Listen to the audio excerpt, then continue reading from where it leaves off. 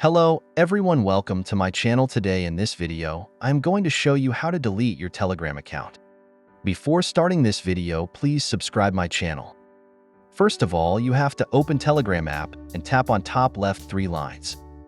After you have to click on Setting here, you can see you have to click on the Setting button.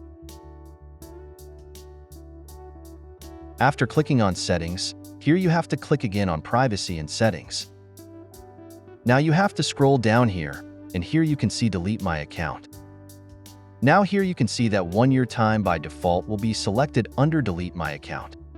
Now here you can see it is written below Delete My Account. If you do not open Telegram account for 1 year or if you do not come online, your account will be automatically deleted.